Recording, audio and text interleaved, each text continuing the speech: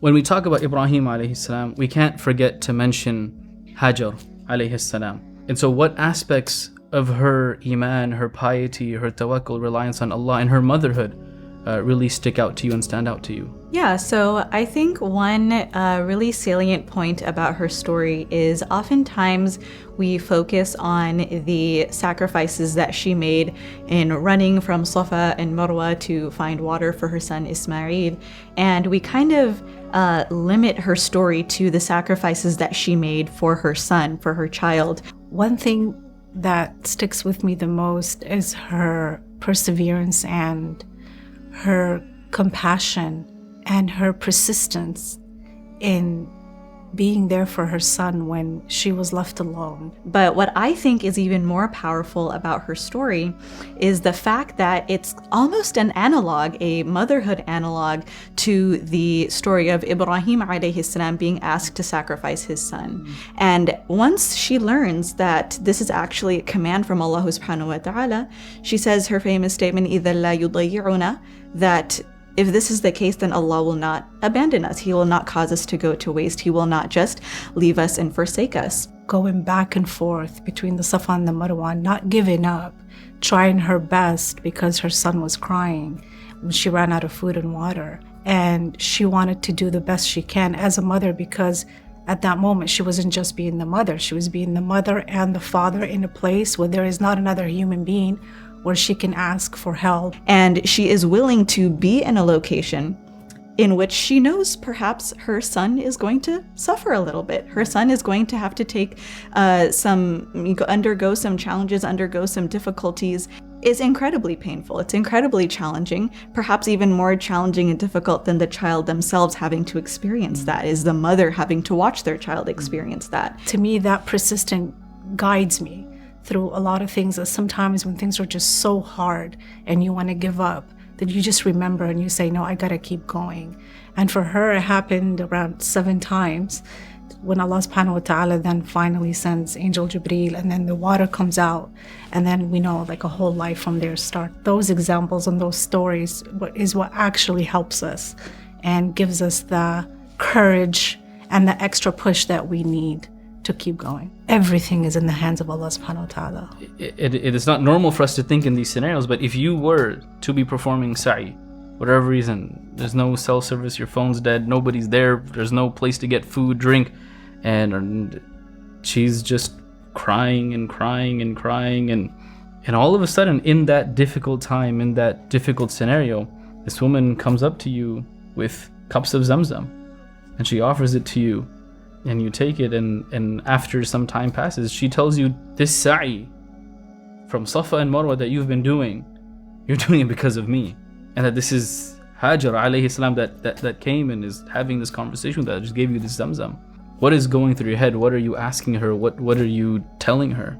I think one of my first reactions and responses would be to say very genuinely thank you. Oh, it's hard, because subhanAllah, like, you have to be at that level of belief. If I was in that situation, I would probably feel like I'm in her shoes when she was in a place where there was no one. But I'm surrounded with a lot of people. That's a different scenario, right? I wouldn't even know. I would, subhanAllah, that's very hard. Her legacy, just till today, her legacy is being lived, you know, with men and women. The sa'i that she did is khalladahullah. So subhanAllah, like, people, men and women, do that till today. However many people, this immense aspect of trusting in Allah subhanahu wa ta'ala and being willing to sacrifice so much for him. And to see that real life example played out in her life and in her actions, I can't feel anything but gratitude towards her. There is only so much that we as Muslims can learn from theory, being told that tawakkul is good, sacrifice is good, being willing to give up everything for the sake of Allah is good, but it's completely different when you see it played out in someone else's life. And so I would simply say thank you for just being you. To be alone in such place, subhanAllah, I know the only thing that I would resort to is dua, dua to Allah subhanahu wa ta'ala, because I know Allah subhanahu wa ta'ala is so close. But when she was doing her sa'i, and when I would do like things that I want in my life, that I want Allah subhanahu wa ta'ala to make happen in my life, when I do dua, which is the part I have to do, and I learned this through time, subhanAllah, and I've had many things answered in my life, and I tell people, subhanAllah, that's a tool that we underestimate and we don't use often, is I go into sincere dua, and I tell Allah subhanahu wa ta'ala, Ya Allah, you know what's in my heart. And I just do it with such certainty that I'm just very certain it's going to happen.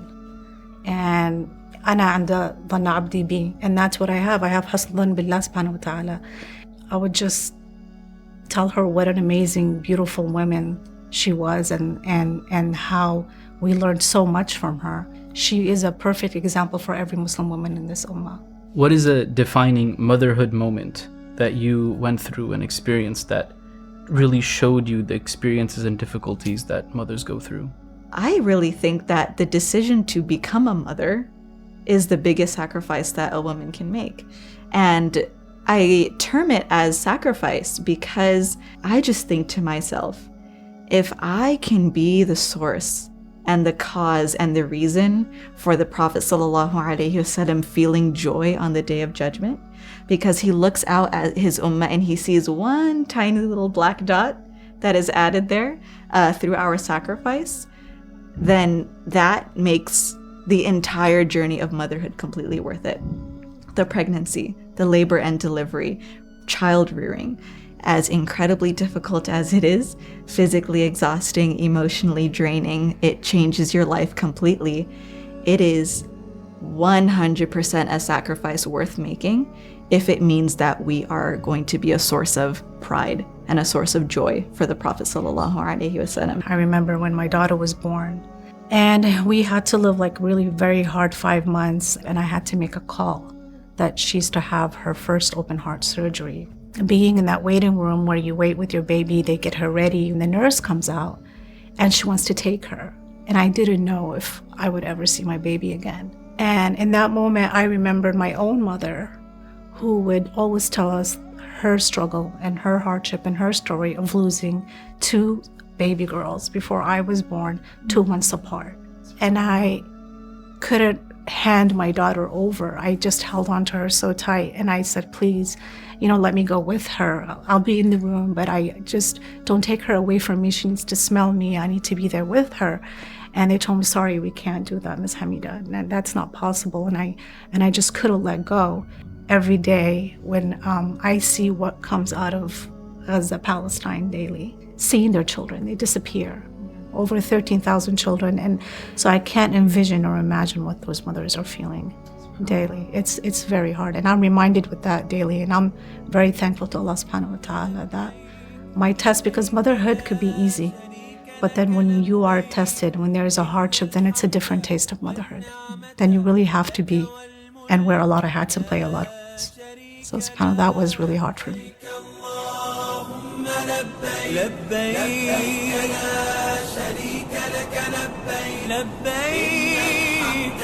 والنعمة لك والملك لا شريك لك